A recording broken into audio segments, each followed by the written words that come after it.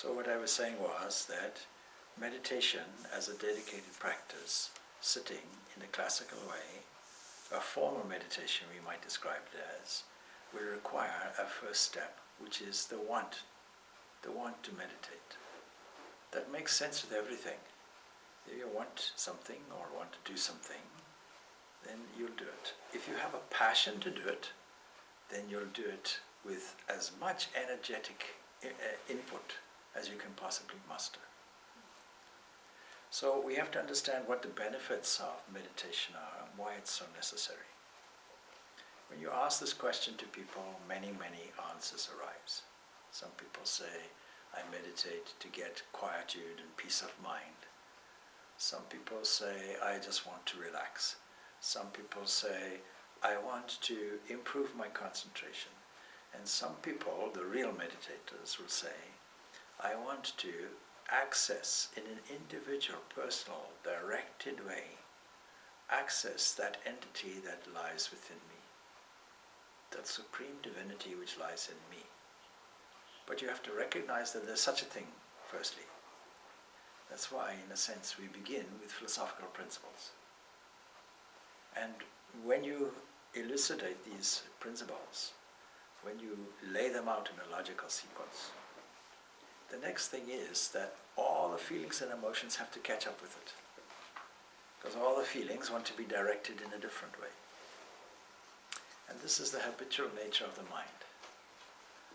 We have to create another habit.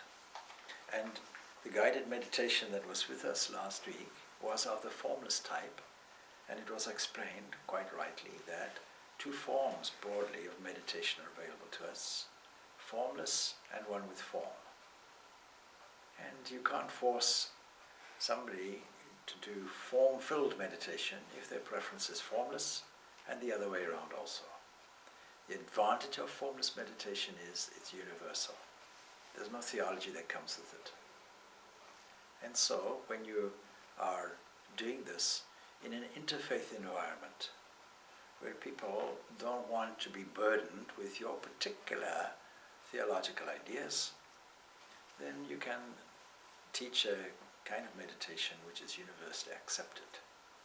But some people find it difficult because some people are visually orientated, for example. That means they require a form of some kind or a sound of some kind. So there's a lot of preparation that goes on before, briefly described by Patanjali as yam and niyam. Yam is something that is controlling. Yam also refers to the one that controls your afterlife or your death. And so therefore a great teacher, and the whole of the Katha Upanishad is this dialogue really between Nachiketa and Yam. Useful dialogue. So there are these 5 principles contained in Yam, 5 principles contained in Niyam, which are there to be elucidated on, expanded on, and more importantly, lived. How do we control our normal waking life is a very important question. And the Yam portion of it is general and universal. Everybody can practice it, regardless of your belief or lack of belief, regardless of whether you have a God, do not have a God, whatever. It is universal moral principles that everyone should follow, regardless. Why should we have moral principles at all is a good question. Because animals don't have it. You can't accuse a crocodile when he bites your leg of being immoral. See, crocodile's nature is to bite your leg. Don't drag the crocodile to the court and say, you see, I'm going to sue this crocodile and all his kin. Because a crocodile, its nature is to bite. In fact, a crocodile, its nature is to bite immediately. It's a very impulsive creature. Anybody who's seen crocodile up close, you're lucky to survive, apart from that. But if you see crocodiles, even with other crocodiles, they'll bite and snap, and they'll eat their own even. See? So don't go near a crocodile. Don't think that a crocodile is subject to all the moral laws that you have. And there are morally good crocodiles and morally bad crocodiles. This good and bad is our own evaluation. Nature doesn't have this evaluation. Only at the human level we have it. And then we have two types of morality. One is objective and one is subjective. So examples of subjective morality is, from a Muslim point of view, it's immoral to eat pork. But from a Christian point of view, it's perfectly moral. From a Hindu point of view, some Hindus anyway, it's maybe immoral to eat beef. But from a Christian and Muslim point of view, it's quite perfectly all right. So which is right and which is wrong? Well, are you a Muslim or Christian, a Jew, or a vegetarian, just for the sake of it? See? It's up to you. So this has nothing really to do with your moral character. But, of course, and this can change over time also. So the moral values of modern society is changing. Whether it's changing for the better or the worse, we leave that question. Because again, it's an evaluation, and then you have to ask from which point of view. Now Swami Vivekananda gives us a very, very beautiful definition of morality. He says that, in other words, the criteria for the highest moral position will be the greatest strength overall, all-inclusively. And you can give some various examples of this. There's a golden rule which says, do unto others that they would have do unto you. But that needs some explanation to make it morally acceptable. For example, if I'm a heroin addict and I like to inject myself with heroin, then I would want everybody to have it. I would want to do unto others as I would want them to do unto me, so give everybody heroin and so on. And the Mahabharata changes that golden rule slightly and says that the one who it is better not to give pain to another in the same way that you want to avoid them giving pain to you. They introduce the word pain. That's a very important concept. Why is that important? It's because many of the things that you're doing, let's take the example of heroin, it will be painful. Ultimately, it's painful for your own sanity. It's painful because you're dependent. It weakens you.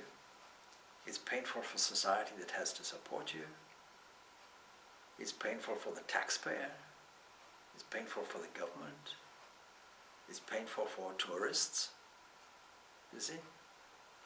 So this idea of pain is a very subtle one, because very often things which we think bring pleasure actually give us pain. Let's give an example and ask the children to supply one. You like ice cream? Okay. So do you like a teaspoon of ice cream? What about a big spoon of ice cream? Teaspoon. Oh, such good children.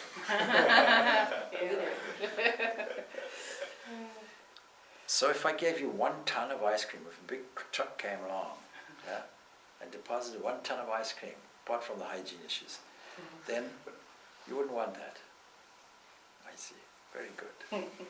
Because you say, some people say, I love ice cream. All right, let me give you 1 ton of it. No, after a few spoons, they don't like it anymore. They only like it for in small doses for a small period of time. Unlimited amounts of ice cream will be very painful.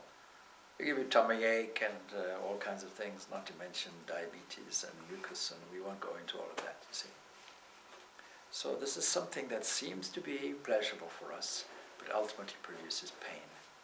This idea of then this pleasure and pain we learn more from pain than we do from pleasure.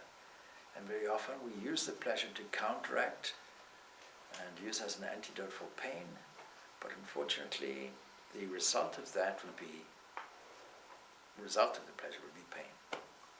Even if it's not immediately evident, All our desires and what we feel will fulfill them comes in waves. That means there's a hollow that we experience somewhere, psychologically, physically, whatever it is, mainly psychologically.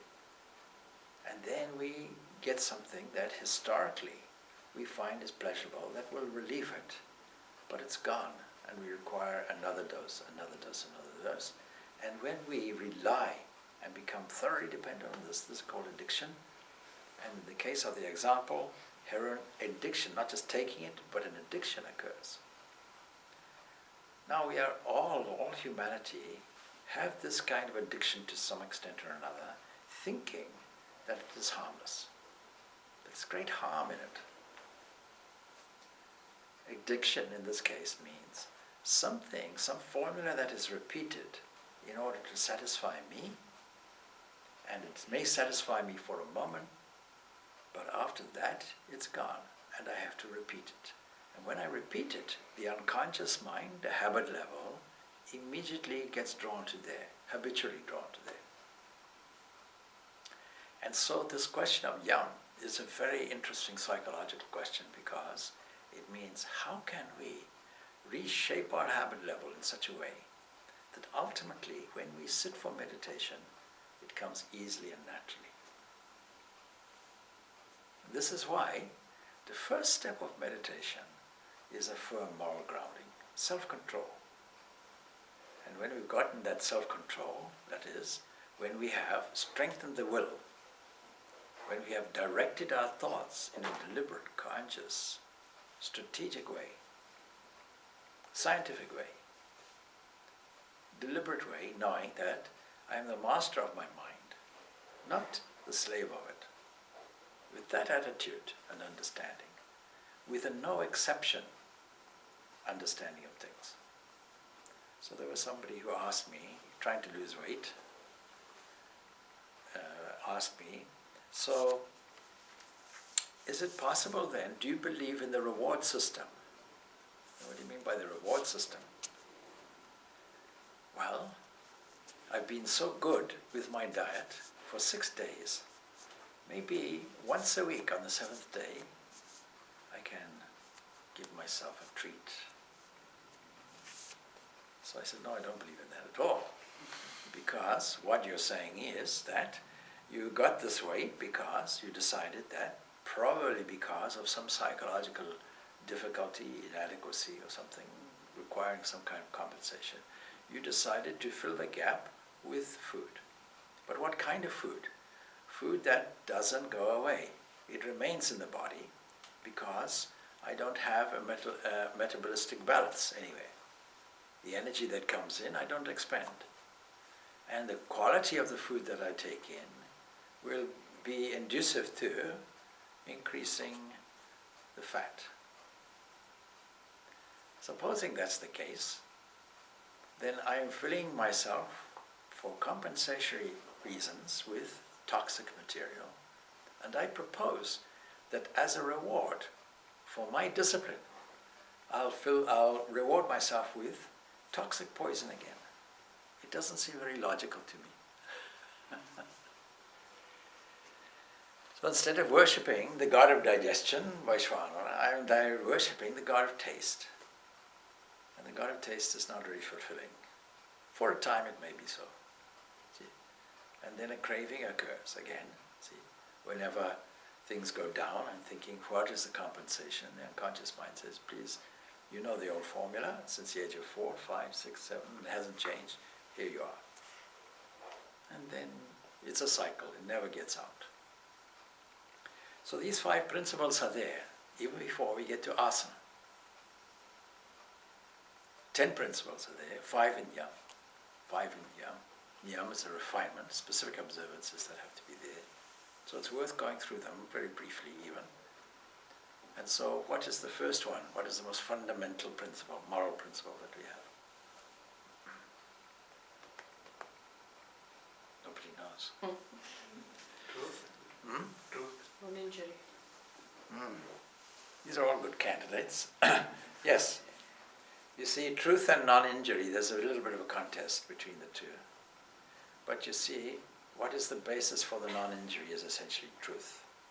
There's a reason why we instinctively don't harm people. There's a universal moral value that understands that killing and murder with no particular reason behind it, or for self-satisfaction or any kind of motive other than self-defense,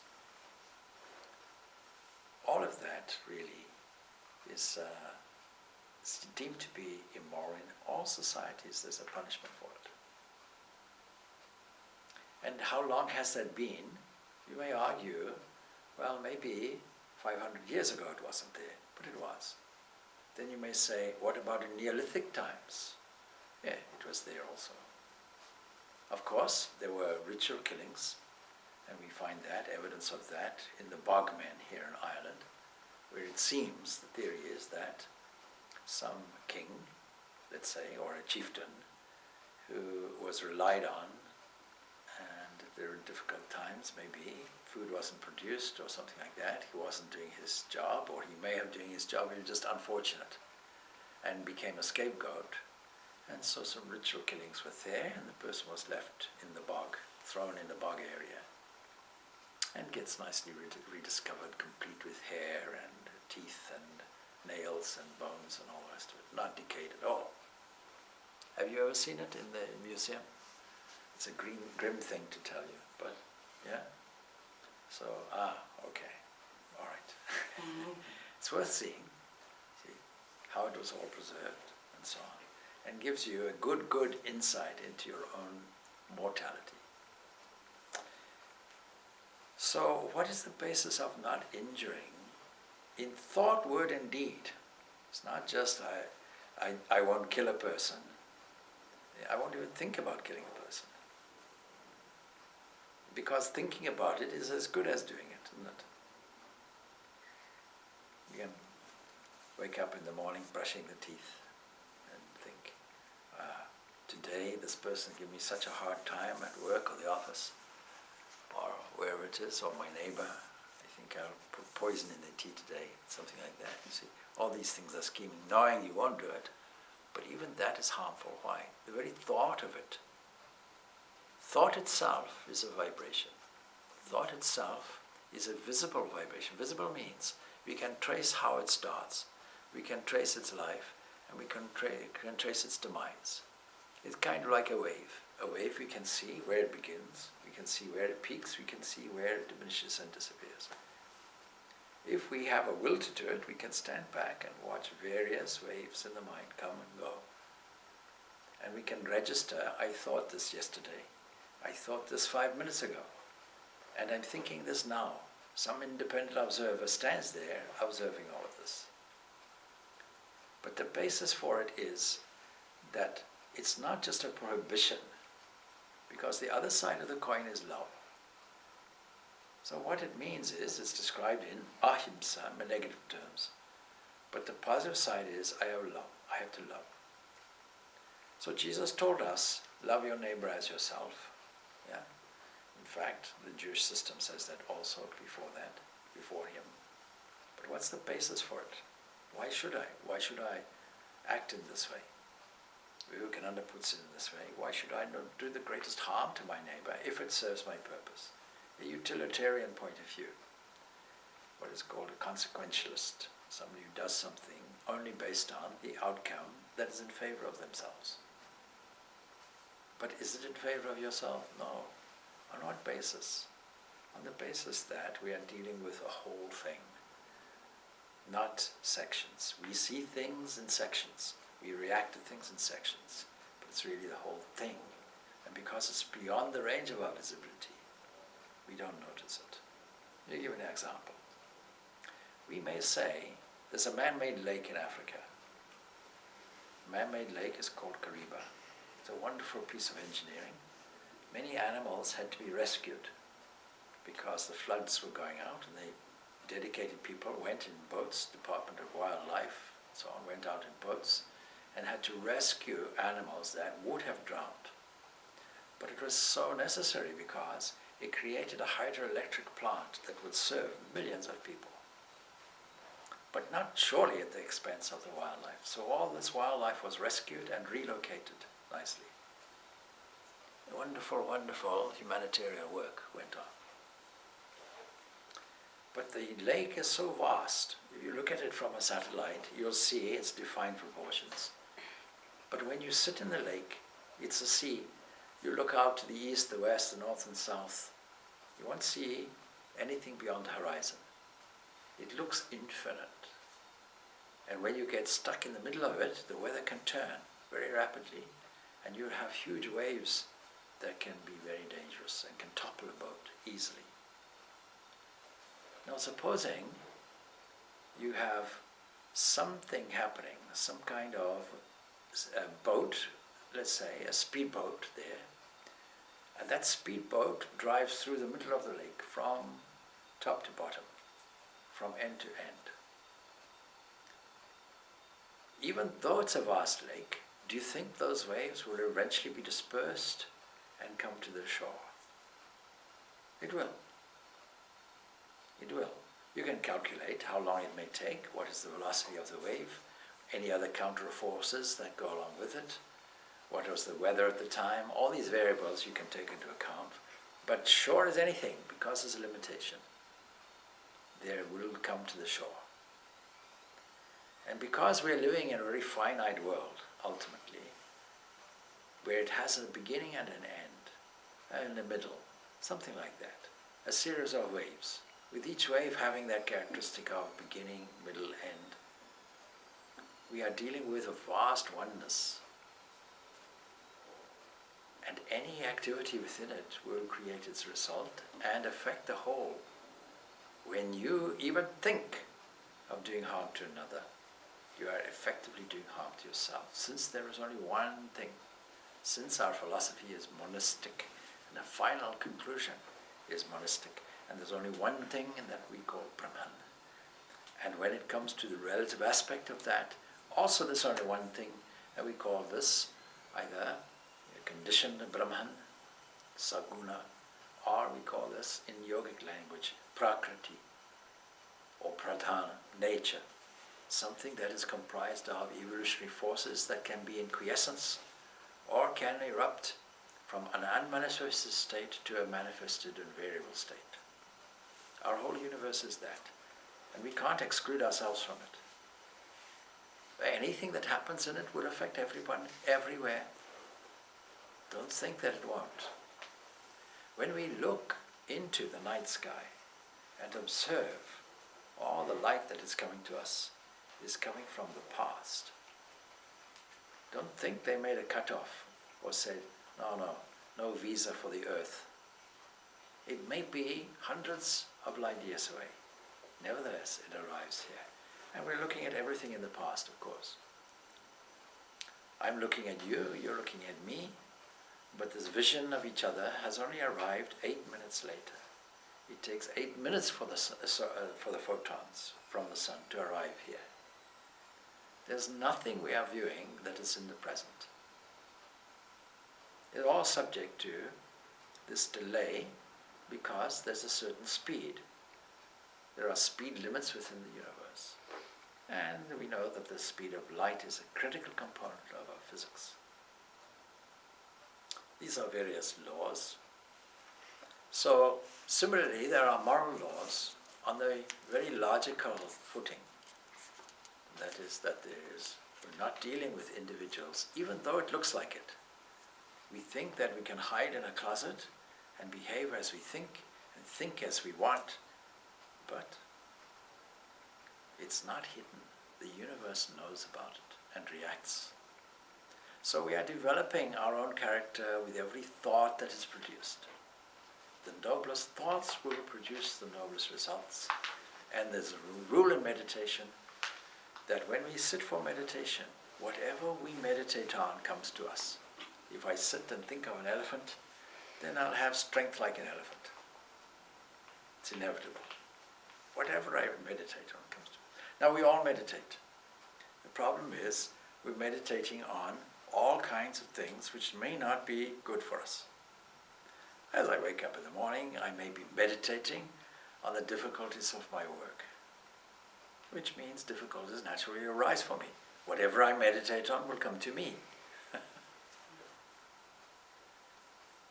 Maybe I'm meditating on or thinking comprehensively, systematically, inevitably on somebody who did some harm to me. What am I doing? So I'm dispersing my thought in this way, but the universe has no opinion about it.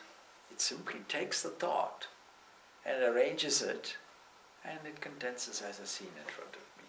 I'm the author of my own drama. So why should I meditate? I should meditate not only to access this deepest entity within me and gain the ultimate fulfillment, but also from an effectual point of view to make sure that the environment for all is catered for in a noble and elevating way. There's a wonderful meditation, what I think of it, of course, because the most fundamental Vedic mantra is Gayatri mantra. And what is it? What do the words mean? Let us meditate, it begins. Let us meditate on the source of this light. See? Tat savitur varenyam bhargo devasya dhimahi dhyoyo no prachodaya. Let this light come to me, let the light illuminate all beings. If you take simply that Gayatri mantra and meditate on it for 10, 15 minutes, and see how inwardly there's a change. Then if it's a change inwardly, knowing this interconnectedness, this holistic principle, then it'll affect everywhere. How is it that a person can sit in a monastery or a cave, isolated from the whole of humanity? A single thought will be influential everywhere. People often come under criticism, those people who arrange themselves in a cave or a monastery, disconnecting themselves from society. Don't think they're disconnected. There's no disconnection. Because you cannot see the holistic view, don't assume that the individuals are the limitations of what is there. It's not true.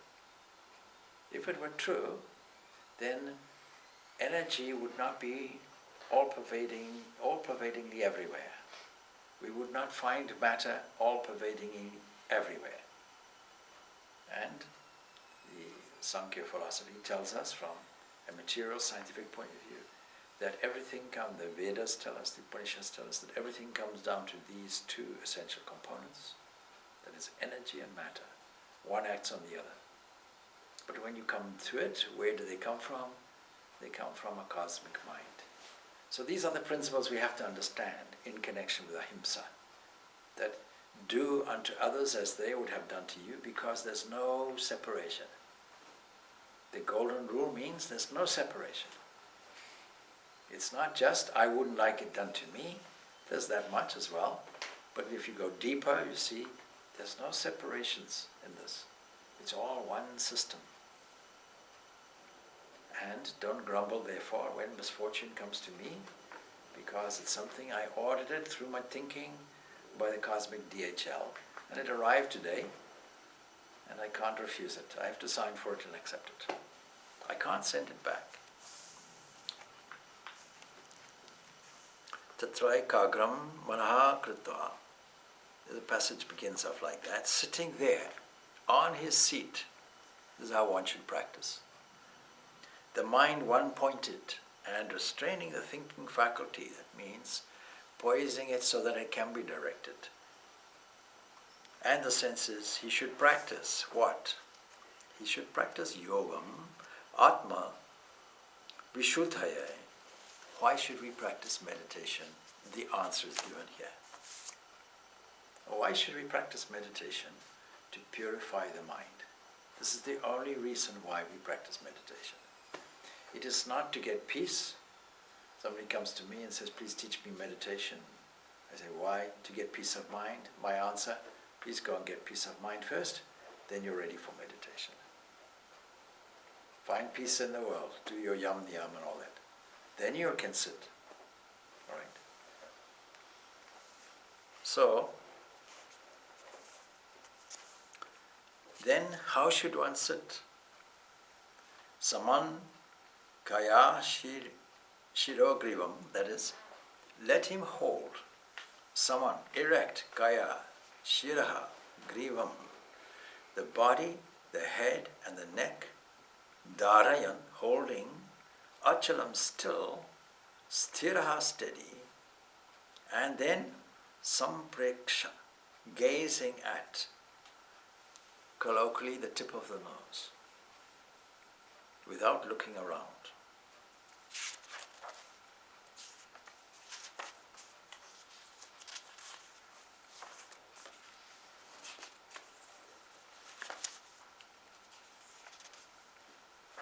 Now, even before that, so this is the result of good asana and the beginnings of concentration. But you see, yogi yunjita satatam atmanam rahasi stitaha, a yogi, that is any practitioner who wants this sense of uniting, who has this desire, this urge for unity, for mystical unity, for fulfillment, should always try to concentrate his mind, living alone in solitude. How can you practice meditation? Always. What about your daily chores? What about washing the dishes? What about transporting oneself to the workplace? What about all your demands and responsibilities? How can you direct the mind? There has to be some entrenched formula derived from philosophy that says that this holistic understanding of the universe applies transcendentally. It applies beyond that. The only thing we have is what we call Brahman. Only three principles are there in Vedanta. Brahman alone exists. Atman is one with Brahman. And this whole world, this visible universe, and that which is invisible also, all that is relative, is nothing but mithya. There's no real reality to it. We avoid the word illusion. There's a misunderstanding. We were discussing this question the other day, and a Christian person said, the problem with this Eastern philosophy of having illusion is that it acts to make one fatalistic. Because with all illusion, why bother? I didn't say everything was illusion, I said everything is a reality. There's only one reality. But the variations of that in the relative world, these are relatively real, but that means not absolutely. Because if I bang my head on the floor, I have a very real bruise. Yeah? It hurts. Would you agree? So you can't say it's illusion, mere illusion, and dismiss it like that, or unreality. But in the sense that it is impermanent, that it comes and goes, as any illusion does. You look in the distance in a desert and you see this apparition. Some trees are there, but all it is the heat and the differential pressure creating a haze and a reflection of trees and a lake. So this is what you call a what? Mirage. A mirage. Is it something like that? Yes, a kind of mirage. It looks as if it's real. It feels as if it's real. My mind responds as if it was real. I start salivating because water is available to me in the desert. All of this is there. But it's actually all disappears and goes away. Of course, you know about the thirsty man in the desert. This is what the children are. You know about the thirsty man in the desert? Mm-hmm. Somehow he got lost in the desert, you see. And he was so thirsty, and a man came on a camel, and he thought, I'll be rescued. I'll have some water. So he asked the man, do you have some water? He said, I don't have water. I drank all my water several hours back. He says, but I'm a Thai salesman. I'll sell you a Thai, see. And I have green ties and red ties and blue ties and spotted ties. You see. That's, if you have no water, I don't know what I'll do with that. And it goes on several miles. By now he's crawling and just about to be going to exhaustion. And there he sees there's another man on a camel. He says, water. And the man says, I finished all my water now. But, he says, I do have ties. We like a red tie. He says, no. Goes on. Then he sees in the distance this beautiful building. See? Beautiful building. And advertising, cold drinks and so on. You know. And he thinks, not only will I have water, but I'll drink anything at this point. So thirsty am I. But thank goodness I am rescued. And he finds these, something like a hotel. And he climbs up the steps. And there's a man at the top regulating the doors. And he said, can I help you? He says, water. He says, I'm sorry, you cannot come in here without a tie.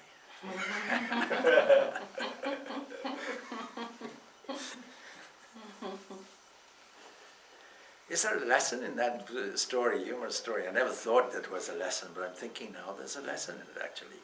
See?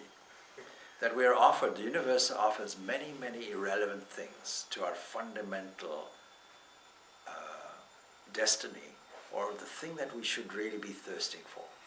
We're all thirsting for perfection, we're all thirsting for fulfillment, we're all thirsting for happiness and joy. And there's no doubt that we reject things which are the most useful to us. So, yes, we're thirsting for it, but maybe we reject the very things that will access it. So meditation is something that will access it. A guru is somebody who can help you access it. Scripture is something that helps access it.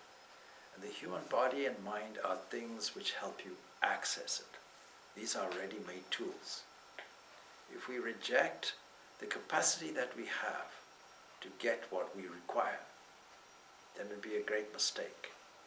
And so there has to be some guidance, and that guidance then will enforce or reinforce a will. I need to meditate. Why should I meditate? To purify the mind. And then what? The ultimate cannot be gained through meditation, or prayer, or good works, or any of these things. They can only be attained through purity of mind. The mind itself, having become pure, the revelation comes by itself. A self-revealed thing is there, obscured by all the density of ignorance and dirt that we have on it. So having firmly fixed in a clean place is the next thing. So that's the first thing. Is your place clean where you meditate? This is part of asana. Do you clean it first? I watched Zen Buddhists. They have an asana, a seat. They don't sit on it until they bowed before it, they prostrated before it, saluted it, because it's something that is reverent. On this seat I can get this God realization. Actually, something holy and sacred is taking place on this seat. Don't take it as just an old cushion from the back room. No. So the seat itself is taken, and in the monistic view, even the seat is God, if you think of it in this way. Make sure it's clean. Make sure you clean the place first. Make sure you yourself are clean. This comes also under niyam. This purification of body and mind take place. Physical cleanliness. Prepare the mind before you meditate by at least washing or symbolically doing it. And religions understand this. Some religions understand this. So that if you enter into a Catholic church, there is something called holy water, and you sprinkle it on yourself, or you do a sign of a cross, something you do. Think, this is a symbol of this water purifying me. Then the Muslims, they do, before their salat, they do a comprehensive washing. They wash the hands, wash the elbows. There are prescribed things to wash. You cannot do the salat without this washing, ritual washing. And then if you're Hindu, before entering a temple, what will you do? There's a tank in many temples provided. If there's no river or lake available, then there's a tank is provided. And you go and wash in the tank. Put clean clothes on. Now you're ready to engage the mind in this holy pursuit. Because a visit to a mandir is the same thing, is a great symbol of meditation. The same process is done. That's a journey from the outside to the inside. So that every courtyard is a perambulation. And as you go inward, you understand, I'm going into more and more subtle and therefore more causal areas until I find the within of the within. Taittiriya Upanishad gives us these wonderful sheaths that the person who knows this principle, this oneness of Brahman, will know that this is the one behind or inside the body made from food. Yesterday's bananas, pasta and so on and so forth. This is this body. And within that will be a causal entity, energetic entity, a more causal, subtle body. And within that the mind, and within that the intellect, and within that bliss. And at the very bottom of it all, that one entity without a second. It takes you, it leads you. All these different teachings in the Upanishads are meditations. They take you from the outside, progressively, bit by bit, to the inside. They take you from the outer world to the inner world and back again. Something like the Sri Chakra, you can meditate on it and see how it can either go both ways. It can go from the outside or through the complex of integrated triangles to the very center point, the bindu that sits within, and then out again. The whole meditation journey is going from the outside to the inside, from the inside back and repeated. So, firmly fixed in a clean place, his seat, neither too high nor too low. Sitting on the floor is too low. Sitting on a big chair like this, like a tennis referee, is too high. All right, you'll fall off. So some balance has to be there, see? Neither too high nor too low, you don't want to fall off. And having spread over it, what? Kusha grass, a deer skin and a cloth, 3 layers, one over the other. Now, of course, somebody who is legalistically minded, who wants to take everything literally, will say, I can't do meditation, so why? All these years I never found a deer skin. All right. So what does it mean? It means you have to have something that is soft. It means that there is, and kusha grass is sacred grass, that's why it's mentioned. In the absence of kusha grass, what will you have? Some underlayer that is soft. And then over that, you have some clean thing. You have something like a cover, something like a deer skin. All these are sacred things, of course. But every layer can be deemed to be sacred. And then a cloth, a clean cloth, one over the other. In other words, the commentary goes like this, by the way. There's a close relationship between the environment and the caste of the mind of the person placed therein. Living in a dirty hovel naturally leads the dweller to baseness and depression of mind. That means if you have a shrine where you practice, make sure that it is clean, so that it is a pleasant environment to go into. I've been to some shrines, and there's grease all over the place. See here, we ban the use of camphor. We don't do the kapoor here, even though in arti that's one of the components and so on. No, we don't do it because it creates smoke everywhere and leaves all particles of black. We used to do it in Blessington Street, but it was a huge difficulty. And I'm told that Swami Vimokshananda was telling me in South Africa it's completely banned. We don't do that. So instead we have this electronic lamp, which is here, just as a symbol. So Living in a clean place of natural beauty invigorates and elevates the mind, not just in the shrine, but the very house, because your house itself is a shrine.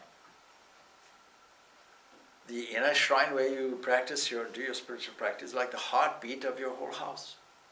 But the whole house, why do we take shoes off when we enter the house? Of course, in Ireland, you don't want to bring the mud in, but we do it for a different reason. We're entering into God's holy place.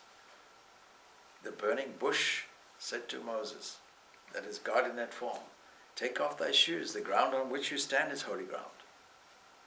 I think in the ancient Jewish system they used to do that, on account of that.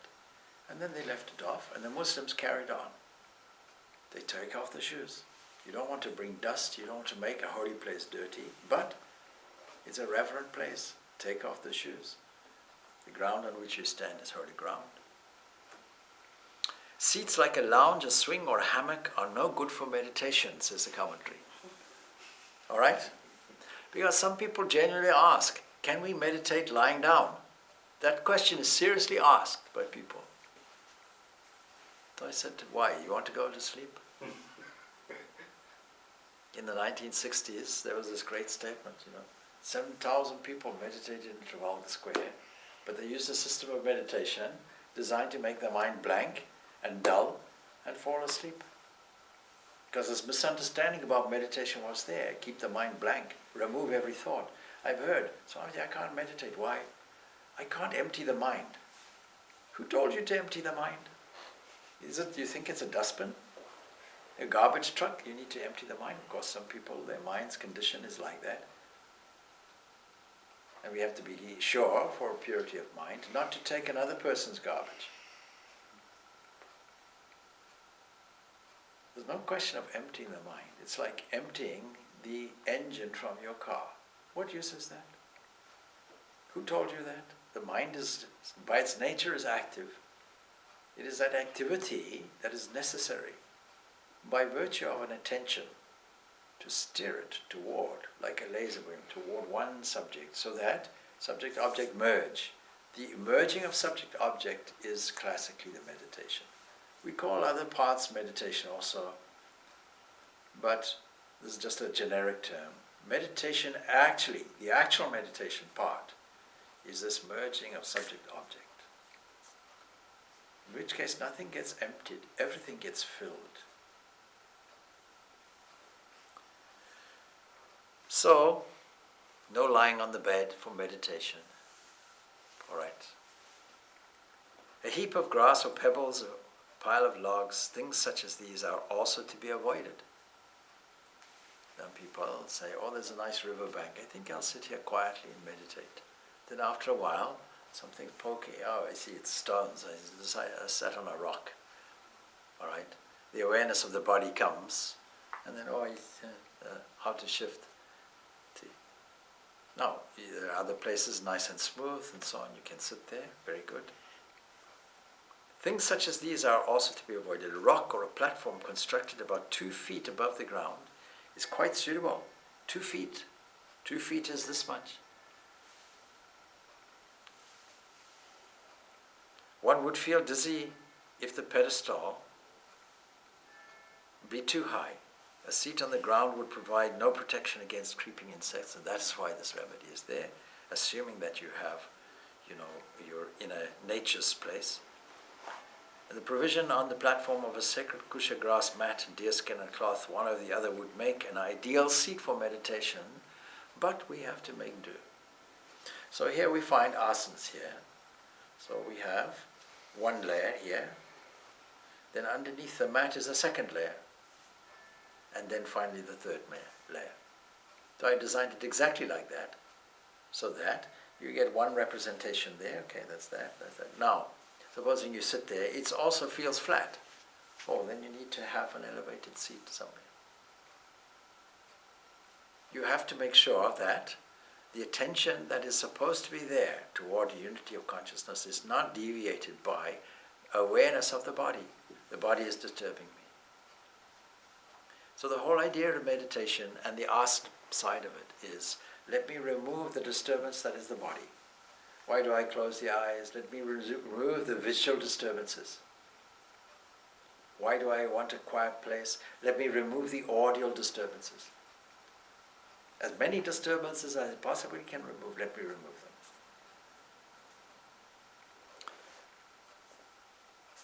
So sitting there on his seat, making the mind one point and restraining the thinking faculty in the senses, he should practice this yoga for self-purification, purifying the mind, that's it.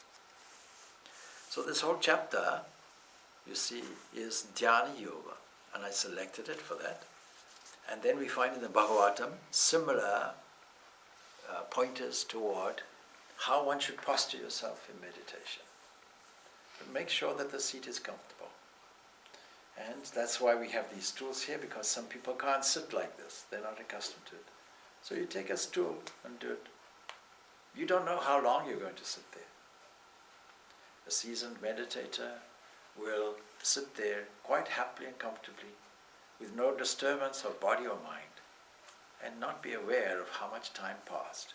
Of course, if you're aware of how time passed, by virtue of, I've been following the instructions. So with one eye you look, oh, the clock. All right, another 5 minutes. Like that. So this is not, the meditation ceases to be meditation when there's any expectation or anxiety. There's no such thing as competitive meditation. There's a wonderful cartoon, I don't know if I ever showed it to you, but there's a cartoon of Buddhists, they look like Buddhist monks. And there's a 100-yard race, you know, and they're standing there and they think it's competitive meditation. It happens in communities, it happens. Open one eye, so I see, oh, he's shuffling. Okay. Open the other eye. Oh, I see. I wonder how long he's going to be able to sit there. I'm dying to get up and have a cup of tea. Something like that. You see. It's funny, isn't it?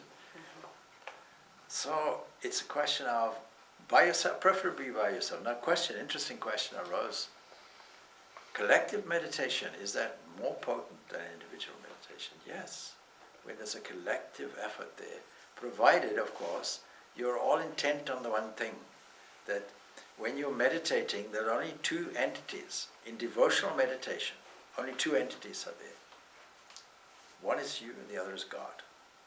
Even if it's a room full of 100,000 people, or a small group of 6, that is meditation. Then taking for granted that others are around you, you then make the mind attentive only to the one subject of meditation. Because in the philosophical understanding, which is given a practical shape, you understand there is only that one thing, that one entity. Supposing you sit there and you think of somebody who might be in distress, or somebody you particularly are worried about or thinking about. Why don't you make that entity the subject of your meditation? Bring them in front. Use your creative imagination. Dress them up with flowers. Put them mentally on also an asana, a throne. Decorate them. What is meditation after all? Is it not decorating the mind? Purifying the mind through placing mental flowers there, decorating it nicely, using the mind as God's sitting room, enthroning him or her there, then creating this intimate communication until nearness becomes oneness. What a wonderful thing, wonderful experience. How would you ever want the mind to be torn away from that? And yet the restlessness of the mind will do it. Gazing at the tip of the nose is an interesting description. Nashikagram, tip of the nose, it's not meant literally. It means instead of fully closing the eyes, relax them. See, when you close the eyes, you'll discover that the eyes are not relaxed. When you let the eyelids go, see, it is as if the eyes are not fully open, not fully closed. Do we have some examples of this? The very pictures in front are examples. you'll see how Sri Ramakrishna's gaze is declutched. You'll see, if you look carefully, how Swami Vivekananda is his eyes open or closed. You'll see his eyes. Some of the eyes are there because the eyelids are not fully closed. So gazing somewhere at a point in front, not very far, maybe a few meters, with relaxed eyelids, and then withdrawing the whole attention from the eyes, the ears, all the senses. This withdrawal from the senses is called pratyahara. And pratyahara is the one prerequisite. When you withdraw and gather everything in, let's say, give an example of light, when you withdraw all the scattered light inward, and through technology now beam it in one direction as a laser, it has the capacity to cut through steel. So in the same way, we withdraw all the variegated, dispersed attention and gather it in, and then project it. We can't project our concentrated attention without withdrawing all the scattered nature of the mind, all the various impulses and thoughts. One handy way of doing it might be to observe what is happening in the mental field. Many, many bubbles and disturbances are there, but I am not disturbed because I am the one witness that is watching. We find an example of this approach in the Mundaka Upanishad, a wonderful story. 2 birds on a tree, one tasting the bitter and sweet fruits of life, disturbed by in its very nature, one supreme and radiant, beaming at the top. And as the lower bird progresses and gets attracted to the higher one, ultimately realizes its oneness with it.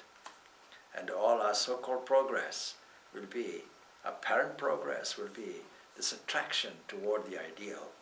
And as we move and progress and evolve up toward that, ultimately we find that nearness becomes oneness. I was that radiant bird all the time. But the position of the bird is one as a witness. The bird at the top, the one that is perfect and full and free and radiating, is the one that knows, I am not this little thing here. I am the watcher of it. Knowing this watching of the mind, where I am the knower, the thinker, the witness in one, from a detached point of view, I can see all this activity. The mind, as it were, knowing that it is being watched, will settle down. And like a child appeal, what now? Like taking a dog for a walk. You let it off the leash, come on, go. And it goes here and there. But eventually, having sniffed all at once in various places, it looks, where is the master? It will come back.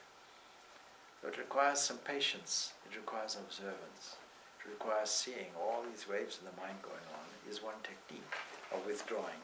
Like a tortoise withdrawing its limbs into itself is the description. Yes. Sorry, so Oh. is it meditation? Is it similar? You take me back to my school days. I was about to show you where the place was. Didn't want to interrupt your flow. Okay, that's right. Yeah. Is it similar to daydreaming then? Meditation.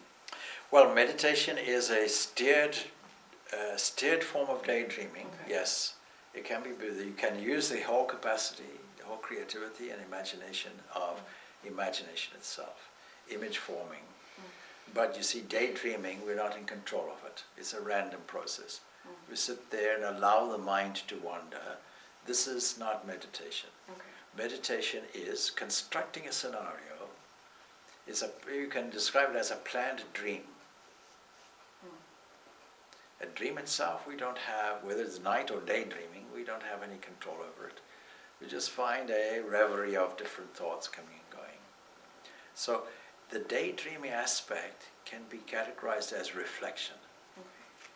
So supposing we decide we want to reflect on a particular subject, that is a good lead into meditation. See? Let's give you an example. Supposing while I sit, it comes to my mind that people planted flowers out here. How beautiful it looks. And then a thought might occur, I wonder now, September, October, what will be the fate of these flowers? Will they die? Will we have to plant winter things and so on? And that might link to another thought. You see, that's the difficulty with daydreaming. There are links of thought that come from the unconscious mind, and before we know, we say, oh, where was I? Like that. And we realize that's not steered or controlled. It's like getting into a car and saying, please drive yourself. See? You let go of the wheel, and then it wanders hard, and then oh no, I have to bring it back on course.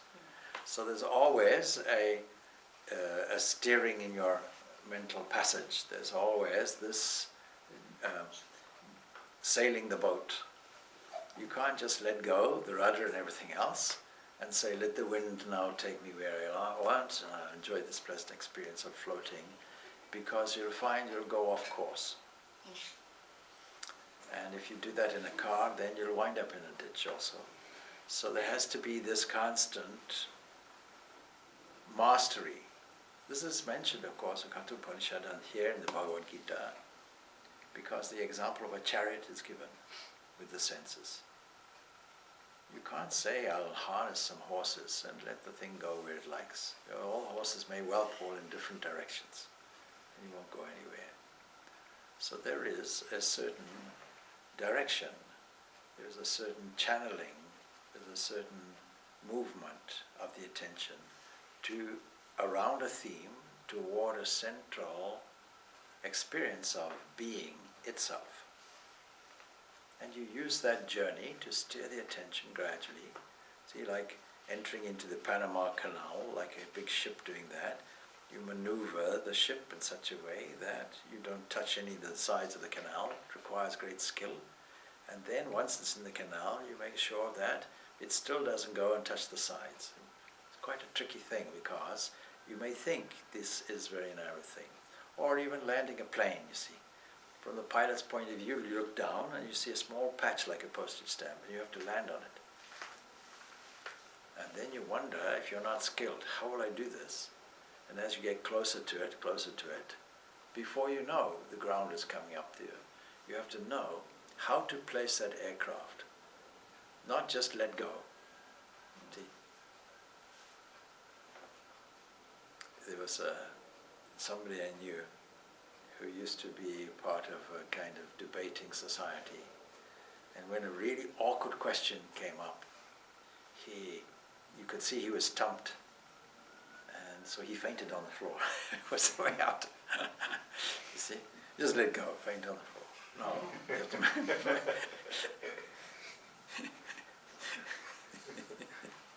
and avoid the whole question. I've often thought maybe I should do that also. Awkward question comes up. Oh.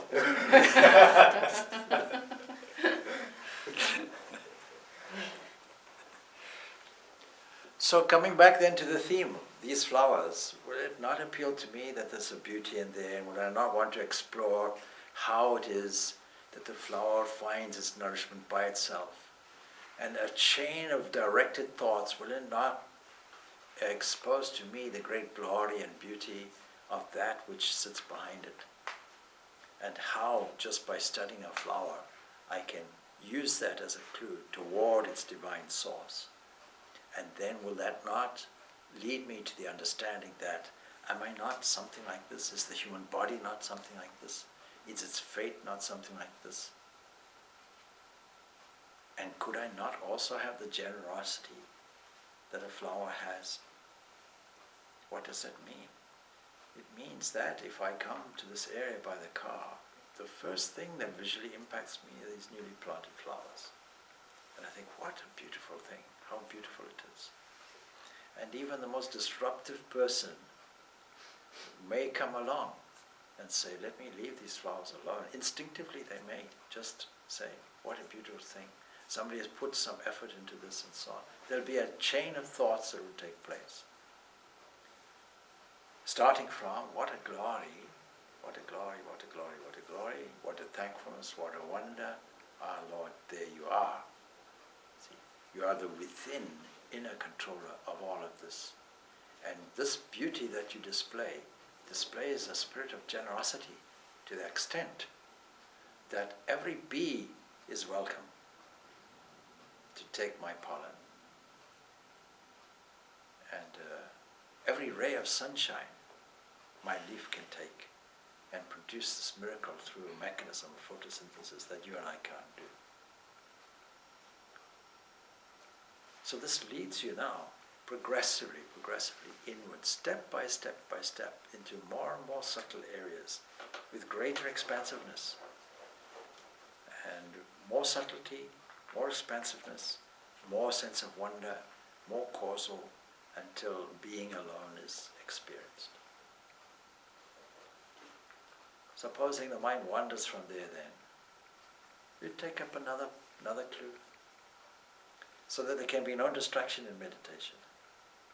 Whatever thought comes can be grasped and say, aha, you are the thread now that will lead me to the subtle area of the divinity. Enjoy that journey going inward, the inward journey.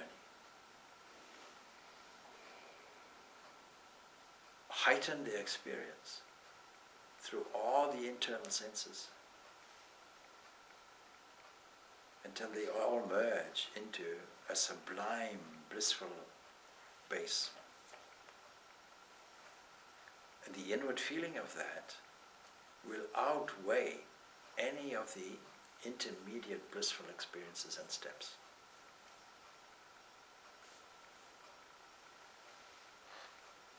Because when you experience that, you'll experience it everywhere. Then you, with the eyes open, everything will be colored with it.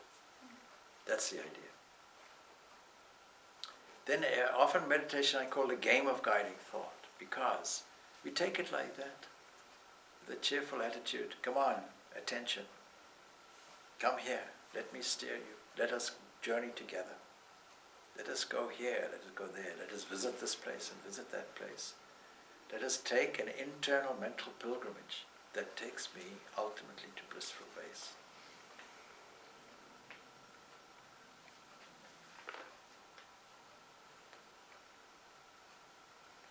So I think we can leave off there.